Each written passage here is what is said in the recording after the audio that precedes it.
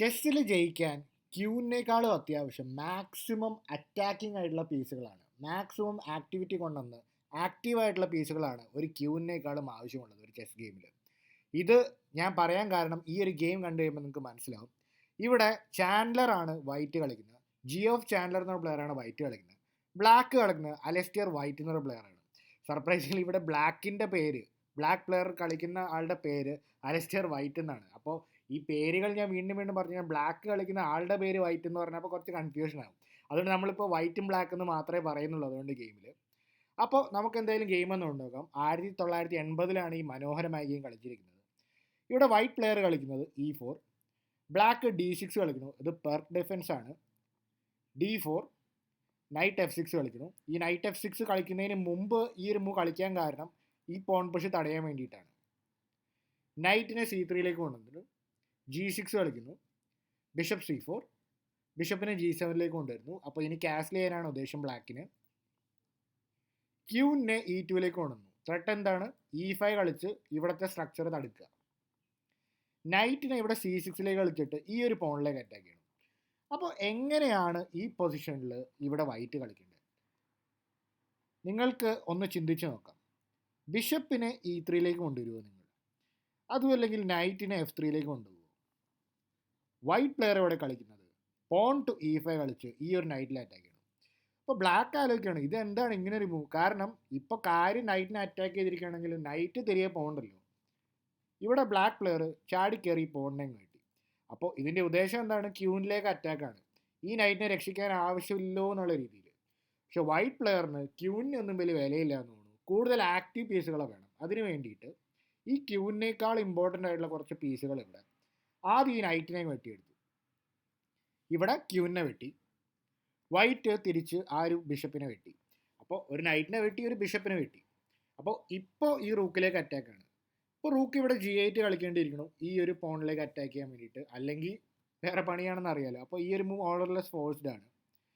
അപ്പോൾ ഇങ്ങനെ കളിച്ച് ഈ ഒരു പോണിലേക്ക് അറ്റാക്ക് ചെയ്യണം. അപ്പോൾ ഇവിടെ നൈറ്റ് ഇൻറ്റു നൈറ്റ് കളിക്കണം. അപ്പോൾ ഈ പൊസിഷനിൽ ആക്ച്വലി ഒരു ക്യൂൻ കൊടുത്തെങ്കിലും 3 പീസുകൾ ഇവിടെ പകരം കിട്ടി. പക്ഷേ ഇങ്ങനെ കൊടുക്കാൻ പലർക്കും പേടിയായിരിക്കും. ക്യൂനുള്ളപ്പോൾ ഒരു ധൈര്യമാണ് പലർക്കും കളിക്കാൻ. പക്ഷേ ഇവിടെ ബാക്കിയുള്ള ഈ 3 പീസുകൾ കൊണ്ടുള്ള ഒരു താണ്ഡവമാണ് നമ്മൾ കാണാൻ പോകുന്നത്. ക്യൂനിൻ്റെ ആവശ്യമില്ല. 3 മൈനർ പീസുകൾ കൊണ്ട് എങ്ങനെ ഒരു മാജിക്കൽ ഗെയിം ക്രിയേറ്റ് ചെയ്യാം, അതാണ് ഇവിടെ വൈറ്റ് പ്ലെയർ ശ്രമിക്കുന്നത്. പോൺ C6 കളിക്കുന്നു. അപ്പോൾ ഇതിൻ്റെ ഉദ്ദേശം D5 ഒക്കെ കളിച്ച് സെൻട്രൽ കൺട്രോൾ ചെയ്യാനാണ്. ബിഷപ്പ് H6 കളിക്കുന്നു. ഇനി നിങ്ങൾക്ക് നേരത്തെ ഉണ്ടാകുന്ന ഒരു സംശയമാണ്, ഇപ്പോൾ ഈ ഒരു മൂവിന് ശേഷം ഇവിടെ നൈറ്റ് വെച്ച് നൈറ്റിനെ എടുത്തതിന് ശേഷം എന്തുകൊണ്ടാണ് ഈ ഒരു പോണിനെ എടുക്കാതിരുന്നത്? ഈ ഒരു പോണിനെ വേണമെങ്കിൽ എടുക്കാം, കുഴപ്പമൊന്നുമില്ല. ഈ പോണിനെ എടുത്തു കഴിഞ്ഞ് കഴിഞ്ഞാൽ ഇവിടെ ബിഷപ്പ് H6 എന്ന് പറഞ്ഞ മൂവ് ഉണ്ട്. ഇവിടെ റൂക്ക് G8 ഉണ്ട്, കാസലിംഗ്, ഇങ്ങനെയും വേണേൽ കളി മുന്നോട്ട് പോകാം. പക്ഷേ ഇവിടെ ബ്ലാക്ക് പ്ലെയർ ഇവിടെ ആലോചിച്ചത് ഈ പോൺ എവിടെയും പോകുന്നില്ല, പിന്നീട് വേണേൽ എടുക്കാം, വലിയ കുഴപ്പമില്ല എന്നുള്ള രീതിയിൽ. അപ്പോൾ ഇവിടെ വൈറ്റ് പ്ലെയർ എന്ത് ചെയ്യുന്നു? ഇവിടെ C6ന് ശേഷം ബിഷപ്പ് ഇവിടെ H6 കളിച്ചിട്ട് ഈ ഒരു പോണിലേക്ക് ഹോൾഡ് ഓൺ ചെയ്യണം. അപ്പോൾ തൽക്കാലമുള്ള ഹോൾഡ് ഓൺ. ഈ ബിഷപ്പ് ഇപ്പോൾ വേറെ ഒന്നും ചെയ്യുന്നില്ല, ഈ ഒരു പോണിനെ പ്രൊട്ടക്ട് ചെയ്യുന്നുള്ള മാത്രമേ ഉള്ളൂ. അപ്പോൾ കുറച്ച് ഇവിടെ പാസീവായിട്ടാണ് ബിഷപ്പ് ഇരിക്കുന്നത്. E6 കളിക്കുന്നു. അപ്പോൾ ഇനി D5 പുഷ് കൂടുതൽ സ്ട്രോങ് ആക്കാൻ നോക്കുകയാണ്. H4. അപ്പോൾ ഇനി വേണമെങ്കിൽ ബിഷപ്പിനെ ഇങ്ങനെ ആക്റ്റീവാക്കി ആക്കി ഇവിടെ G5ലോട്ട് കൊണ്ടുവന്ന് ക്യൂനിലേക്കൊക്കെ അറ്റാക്ക് ചെയ്യാൻ വേണമെങ്കിൽ. ഇനി അവസാനം D5 കളിച്ച് ഈ ബിഷപ്പിലേക്ക് അറ്റാക്ക്. അപ്പോൾ നിങ്ങളാണെങ്കിൽ ഈ പൊസിഷനിൽ എന്ത് ചെയ്യും? ബിഷപ്പിനെ ഇവിടെ B3യിലേക്ക് കളിക്കോ അല്ലെങ്കിൽ D3യിലേക്ക് കളിക്കോ? വൈറ്റ് പ്ലെയർ കളിക്കുന്നത് ലോങ് സൈഡ് കാസ്ലിംഗ്. ഈ റൂക്കും ക്യൂനുമായിട്ട് ലൈനപ്പ് ചെയ്യുന്നു. അപ്പോൾ ഉദ്ദേശം എന്താണ്? ഇങ്ങനെ വെട്ടിക്കഴിഞ്ഞാൽ എന്താണ് കുഴപ്പം? ഇവിടെ ക്യൂൻ വീഴും. അപ്പോൾ അതുകൊണ്ടാണ് അപ്പോൾ ഈ ഒരു ഫയലിൽ നിന്നും ക്യൂന് ഇവിടെ നിന്ന് മാറുന്നു. ഏതിലോട്ടാണ് മാറുന്നത്? ക്യൂവിനെ E7ലോട്ട് കളിക്കുന്നു. ഇനി എങ്ങനെയാണ് കളി മുന്നോട്ട് പോകുന്നത്? ദാ വരുന്നു അടുത്ത തീപ്പൊരി, നൈറ്റ് F4. അപ്പോഴാണ് ഈ ഒരു ബിഷപ്പും കൂടെ ഇവിടെ സാക്രിഫൈസ് ചെയ്യുന്നത്. എന്തിനാണ് ഇങ്ങനെ ഒരു സാക്രിഫൈസ്? ഗെയിമിൽ ബിഷപ്പ് D7 ആണ് കളിക്കുന്നത്. നിങ്ങൾക്ക് ഉണ്ടാവുന്ന ഒബ്വിയസ് ഡൗട്ട്, ഈ ബിഷപ്പിനെ എടുത്താൽ എന്താ കുഴപ്പം? ഇവിടെ ഒന്നുമില്ലല്ലോ, എന്താണോ പ്രത്യേകമുള്ള ത്രെട്ട് നൈറ്റ് E4 ആണ്. ഇവിടുത്തെ ഒരുപാട് ത്രെട്ട് എന്ന് പറഞ്ഞാൽ നൈറ്റ് D6 ചെക്ക് മാത്രമല്ല, ബിഷപ്പ് G5, കിങ്ങിന് ഇങ്ങോട്ട് മൂവ് ചെയ്യാൻ പറ്റില്ല. അപ്പോൾ ഒരുപാട് അറ്റാക്കിംഗ് ലൈൻസ് ഇവിടെ വൈറ്റിനുള്ളതാണ്. അപ്പോൾ ഇവിടെ ഒരു പക്ഷേ ഇവിടെ ബിഷപ്പ് D7 കളിച്ചു കഴിഞ്ഞാൽ ആദ്യം ബിഷപ്പ് G5 പോകും. ഇപ്പോൾ ക്യൂവിന് എവിടേക്കെങ്കിലും പോകണമല്ലോ. ക്യൂവിന് ഇവിടേക്കൊക്കെ പോയി കഴിഞ്ഞാൽ വേറെ പോകാനുള്ള നല്ല സ്ക്വയറുകളൊന്നുമില്ല. ഇവിടേക്കൊക്കെ പോയി കഴിഞ്ഞാൽ നൈറ്റ് F6 ചെക്ക് വരും. കിങ് ഇവിടേക്ക് പോകണം. താഴേക്ക് ഇറങ്ങി കഴിഞ്ഞാൽ എന്താണ് കാര്യം? ഒറ്റ മൂലം 8 ഉണ്ട്. എന്താണ്? Rook into D7 check mate ആണ്. അപ്പോൾ അതുണ്ട്. അപ്പോൾ എന്ത് ചെയ്യും? കിങ് D8 കളിക്കും. ഇവിടെ കളിച്ചാലോ rook into D7 check, king മാറുന്നു, അടുത്ത പോണും കൂടെ എടുക്കുന്നു. അപ്പോൾ ഓൾമോസ്റ്റ് ഇവിടെ ലൂസിങ് ആണ്. ഇവിടെ ഈ ഒരു റൂക്കിനെ ഇപ്പോൾ ഇവിടെ എടുത്തതിന് ശേഷം ഈ റൂക്ക് ഇവിടെ മാറിക്കഴിഞ്ഞാൽ ഇവിടെ ക്യൂനിങ് ആയിട്ടുള്ള ഒരുപാട് പണി കിട്ടും. അതുകൊണ്ട് ഈ പോണിനെ എടുക്കണം. ഇവിടെ റൂക്കിന് G7. അപ്പോൾ ഓൾറെഡി ഈ 3 പീസുകളും ഈ 2 റൂക്കുകളും ഓൾറെഡി ഒരുപാട് കോമ്പൻസേഷൻ ആണ്. അത് മാത്രമല്ല E6 വീഴും. അപ്പോൾ അതുകൊണ്ട് വൈറ്റ് ഇവിടെ കംപ്ലീറ്റ്ലി വിന്നിങ് ആയിരിക്കും. അപ്പോൾ ഈ 2 ലൈനുകൾ ഉള്ളത് കൊണ്ടാണ് അവിടെ ഈ ഒരു മൂവിനെ എടുക്കാതിരുന്നത്. ഏത്? ഈ ഒരു നൈറ്റ് F4ന് ശേഷം ഈ ബിഷപ്പിനെ ബ്ലാക്ക് പ്ലെയർ എടുക്കുന്നില്ല. പകരം എന്ത് ചെയ്യുന്നു? ബിഷപ്പിനെ D7 കളിക്കുന്നു. ഇനി വൈറ്റ് പ്ലെയർ എങ്ങനെ കണ്ടിന്യൂ ചെയ്യുന്നു? ബിഷപ്പ് വെച്ച് പോകേണ്ട എടുക്കുന്നു. എടുത്തില്ലെങ്കിൽ എന്താ, ഞാൻ തിരിച്ചു വെട്ടു എന്നുള്ള രീതിയിൽ. എനിക്ക് ഇതൊന്നും ഒരു കോസിലില്ല. അപ്പോൾ ഇവിടെ ബ്ലാക്ക് പ്ലെയർ കളിക്കുന്നത് ലോങ് സൈഡ് ക്യാൻസൽ ചെയ്യണമാണ്. അപ്പോൾ ഇവിടെ 2 രീതിയിൽ ഈ ഒരു ബിഷപ്പിനെ വെട്ടിയെടുക്കാം. ഈ പോൺ വെച്ചെടുക്കാം, ഈ പോൺ വെച്ചെടുക്കാം. 2 വെച്ചെടുത്താലും മണിയാണ്. അപ്പോൾ നമുക്ക് ഓരോ വേരിയേഷൻ നോക്കാം. ഈ പോൺ വെച്ച് വെട്ടിക്കഴിഞ്ഞാൽ എന്ത് സംഭവിക്കും? അടുത്ത സാക്രിഫൈസ് നൈറ്റിന് D5. 2 നൈറ്റുകളെ കൊണ്ടുള്ള മേളമാണ്. അപ്പോൾ ഇവിടെ എന്ത് ചെയ്യും? ഇപ്പോൾ ഓൾറെഡി ഒരുപാട് ത്രെഡ്സ് ഇവിടെ ഉണ്ട്. 2 നൈറ്റ് തമ്മിൽ വലിയ കണക്ഷൻ ഉണ്ട്. ഇവിടുത്തെ ബിഷപ്പ് G5 ത്രെഡ്സും വരുന്നുണ്ട്, റൂക്ക് E1 വരുന്നുണ്ട്, ഒരുപാട് ത്രെഡ്സ് ഉണ്ട്. എന്തായാലും കിട്ടുന്ന പീസ് എടുക്കാന്നുള്ള രീതിയിൽ എടുത്തു കഴിഞ്ഞാൽ നൈറ്റിന് D5, ക്യൂനിലേക്ക് അറ്റാക്കാണ്. ക്യൂൻ C5 കളിച്ചു കഴിഞ്ഞാൽ ഇവിടെ ഓൾറെഡി ഇവിടെ ഒരുപാട് ത്രെഡ്സ് ഉണ്ട്. നൈറ്റ് F6 ചെക്ക് ഉണ്ട്. നമ്മൾ നേരത്തെ കണ്ട പോലത്തെ ഇത് തന്നെയാണ്. കിങ് E7 വന്നു കഴിഞ്ഞാൽ വെറുതെ ബിഷപ്പ് G5 ആയിട്ട് ലൈനപ്പ് ചെയ്യുക, റൂക്ക് D7 ചെക്ക്. അത് മാത്രമല്ല ഇങ്ങനെ ഒരുപാട് മേറ്റിംഗ് അറ്റാക്സ് ഇവിടെ വൈറ്റിനുണ്ട്. അപ്പോൾ ഈ പ്രശ്നമൊക്കെ ഉണ്ട്. ഏത് പോൺ വെച്ച് വെട്ടിക്കഴിഞ്ഞാൽ? ഈ പോൺ വെച്ച് വെട്ടിക്കഴിഞ്ഞാൽ. ഇനി C പോൺ വെച്ച് വെട്ടിയാലോ? ഇങ്ങനെ വെട്ടിക്കഴിഞ്ഞാലും നൈറ്റ് വെച്ച് എടുക്കും. അപ്പോൾ ഇങ്ങനെ എടുത്തില്ലെങ്കിൽ എന്താണ് കുഴപ്പം? ഇവിടെയും നൈറ്റ് C7 ചെക്ക് പോലത്തെ ഇതുണ്ട്. മാത്രമല്ല ഇതുപോലത്തെ ത്രെഡ്സ് എപ്പോഴും നിലനിൽക്കും. അതുകൊണ്ട് ഇവിടെ പോൺ വെച്ച് എടുക്കുന്നു. ഇവിടെ എന്ത് ചെയ്യുന്നു? നൈറ്റിന് D5. ക്യൂൻ മാറിക്കഴിഞ്ഞാൽ അടുത്ത ചെക്ക് നൈറ്റ് F6 ചെക്ക് വരുന്നു. അപ്പോൾ നേരത്തെ കണ്ട പോലെ തന്നെ കിങ് ഇവിടേക്ക് വന്നു കഴിഞ്ഞാൽ ബിഷപ്പ് G5 വരും. ഇനിയുള്ള ത്രെട്ട് എന്താണ്? Rook takes D7. ഇവിടെ ഓൾറെഡി ഒരു ചെക്ക് മേറ്റ് ആണ് ത്രെട്ടൻ ചെയ്യണത്. ചെക്ക് മേറ്റ് ഇവിടെ ഇപ്പോൾ ഇങ്ങോട്ടേക്ക് പോകാനൊക്കെ തോന്നി. ഇപ്പോൾ ഒരു പാസീവ് മൂവ് കളിച്ചു കഴിഞ്ഞാൽ, ഇപ്പോൾ വേറെ എന്തെങ്കിലും ഒരു A6 മൂവ് കളിച്ചു കഴിഞ്ഞാൽ ഇവിടെ നമുക്ക് ഒരുപാട് രീതിയിൽ മുന്നോട്ട് പോകാം. വേണമെങ്കിൽ ഇവിടെ ആദ്യം ഒരു ചെക്ക് കൊണ്ടുവരാം, റൂക്ക് E1 ചെക്ക് വരാം. അപ്പോൾ ഇനി എന്താണ് ചെയ്യാൻ പറ്റുന്നത്? കിങ് D8 പോവുക.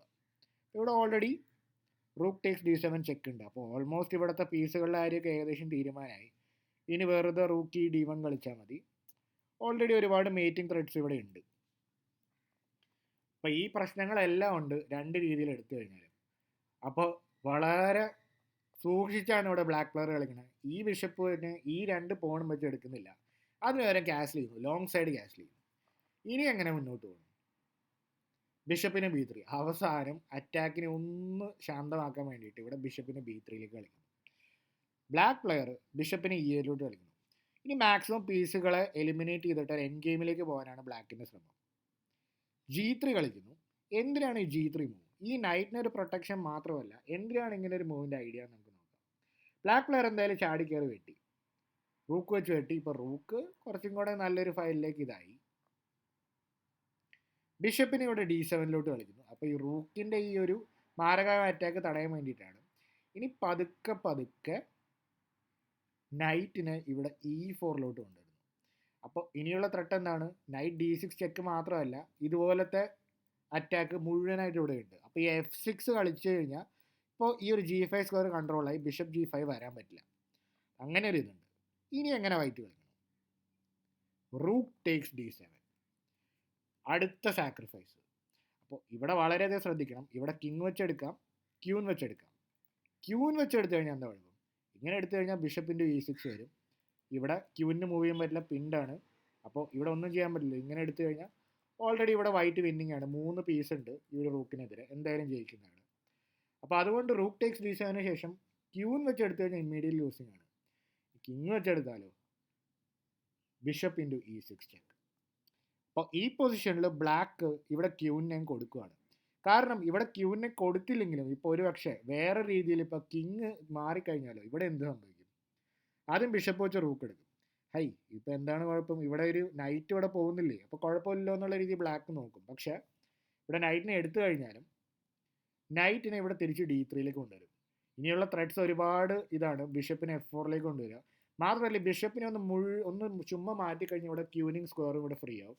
അപ്പോൾ ഇവിടെ വൈറ്റ് കംപ്ലീറ്റ്ലി വിന്നിങ് ആണ്. അപ്പോൾ ഈ പൊസിഷൻ എല്ലാം കൊണ്ടുകൊണ്ട് 3 പീസും വളരെ ആക്റ്റീവ് ആവുമെന്ന് കണ്ട ഈ ബ്ലാക്ക് പ്ലെയർ ഇവിടെ കളിക്കുന്നത് ക്യൂൻ വെച്ച് ഈ ബിഷപ്പിനെ എടുത്ത് ആ ഒരു പവർഫുൾ ബിഷപ്പിനെ ഒഴിവാക്കണം.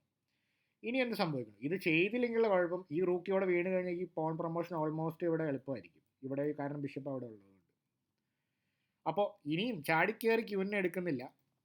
ഇപ്പം ചാടിക്കയറി ക്യൂവിനെ എടുത്താൽ തിരിച്ച് അവർ നൈറ്റും കൂടെ പോകില്ല. അതുകൊണ്ടാണ് ആദ്യം നൈറ്റ് വെച്ചൊരു ചെക്കും ക്യൂവിലേക്കും അറ്റാക്ക്. കിങ് ഇവിടെ E7 കളിക്കണം. നൈറ്റ് വെച്ച് ഇപ്പോഴാണ് ക്യൂവിനെ എടുക്കുന്നത്. അപ്പോൾ ഈ ഒരു പൊസിഷനിൽ ഇവിടെ ബ്ലാക്ക് പ്ലെയർ റിസൈൻ ചെയ്യാണ്. കാരണം എന്താണ്? ഇപ്പോൾ ഈ ബ്ലാക്കിൻ്റെ ഈ റൂക്കിനെതിരെ 2 നൈറ്റ് ഒരു ബിഷപ്പ് ഉണ്ട്. അപ്പോൾ ഇനി എന്ത് തന്നെ കളിച്ചിട്ടും പ്രത്യേകിച്ചൊരു കാര്യമൊന്നുമില്ല. ഈ ഒരു പോൺ അധികം വൈകാതെ പ്രൊമോട്ട് ആവുകയും ചെയ്യും. 3 പീസുകളുണ്ട്. നമുക്കൊരു വേരിയേഷൻ നോക്കി കഴിഞ്ഞാൽ കിങ് F7 കളിച്ച് കഴിഞ്ഞാൽ നൈറ്റിനെ ഇവിടെ F8 കളിക്കാം. അപ്പോൾ ആലോചിക്കുക, അപ്പോൾ ഇവിടെ ഒന്നും തന്നെ ചെയ്യാൻ പറ്റില്ല. ഇവിടെ നോക്കുക, ഇവിടെ ഒന്നും ചെയ്യാൻ പറ്റാത്ത രീതിയിൽ എല്ലാം ലോക്കായിട്ട് കിടക്കുകയാണ്. അപ്പോൾ ഈ മാത്രമല്ല ഇനി ഇവിടെ ഈ ഒരു H7 വീഴുന്നതാണ്. അപ്പോൾ ഇവിടെ ജസ്റ്റ് ബ്ലാക്കിന് ഇവിടെ കണ്ടുകൊണ്ട് നിൽക്കാമെന്നേ ഉള്ളൂ. വേറെ ഒന്നും തന്നെ ചെയ്യാനില്ല. ഇപ്പോൾ ഒരു പക്ഷേ ഒരു റാൻഡം മൂവ് കളിച്ചു കഴിഞ്ഞാൽ, ഒരു ഉദാഹരണത്തിന് A6 പോലത്തെ മൂവ് കളിച്ചു കഴിഞ്ഞാൽ ഇവിടെ എന്താ സംഭവിക്കാൻ പോകുന്നത്? ഇവിടെ കളിക്കാൻ പോകുന്നത് ഈ 2 നൈറ്റുകളെയും കൂടെ കണക്ട് ചെയ്യണം. അപ്പോൾ ഇതിൻ്റെയൊക്കെ ഉദ്ദേശം എന്താണ്? ഇവിടെ എന്ത് ചെയ്തിട്ടും പ്രത്യേകിച്ച് കാര്യമില്ല. ഇവിടെ ഞാൻ ബ്ലാക്കിൻ്റെ കുറച്ച് ഇപ്പോൾ ഈ റൂക്കിനൊന്നും തന്നെ ചെയ്യാൻ പറ്റില്ല. വെട്ടിക്കഴിഞ്ഞാൽ തിരിച്ചാൽ അത് വെറുതെ പോകുന്നേ ഉള്ളൂ. പ്രത്യേകിച്ചൊന്നുമില്ല. ഈ 2 നൈറ്റുകളും കണക്റ്റഡ് ആണ്. ഒരു പക്ഷേ ഒരു B5 പോലത്തെ ഒരു മൂവ് കളിക്കുമെന്ന് വെച്ചാൽ എങ്ങനെയാണ് ഇത് കണ്ടിന്യൂ ചെയ്യുക?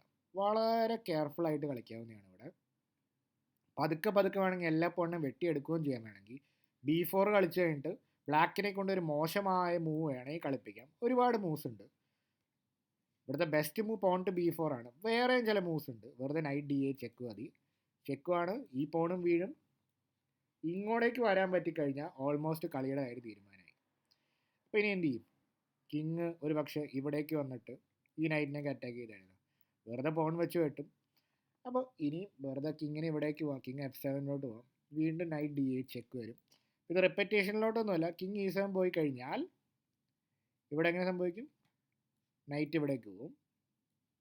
കിങ് F7 വീണ്ടും വരാം. അപ്പോൾ ഓൾറെഡി ഇനിയിപ്പോൾ ഒരു B4 മൂവിന് ശേഷം ഇപ്പോൾ ഇനി ഒരുപാട് ഇനിയിപ്പോൾ ബ്ലാക്കിന് നല്ല മൂവ്സ് ഒന്നുമില്ല. ഇനി എന്ത് കളിച്ചു കഴിഞ്ഞാലും ഇവിടെ കിങ്ങിന് ഇവിടേക്ക് വരും. ഈ പോണുകളെല്ലാം വെട്ടിയെടുക്കും. ഈ പോണുകളെല്ലാം പാസേഴ്സും ആവും. അപ്പോൾ ഈ പൊസിഷനൊക്കെ ഉള്ളത് കൊണ്ടാണ്, ഈ റൂക്ക് ഒന്നും ചെയ്യാൻ പറ്റാത്ത സിറ്റുവേഷനിലായതുകൊണ്ടാണ് ബ്ലാക്ക് ആ ഒരു പൊസിഷനിൽ റിസൈൻ ചെയ്തത്. അപ്പോൾ ഈ ഗെയിമിനെ പറ്റി നിങ്ങളുടെ അഭിപ്രായം കമൻറ്റ് ചെയ്യുക. അപ്പോൾ കൂടുതൽ ഇൻട്രസ്റ്റിംഗ് ഗെയിംസ് നമുക്ക് വീണ്ടും കാണാം. അടുത്ത വീഡിയോയിൽ കാണാം.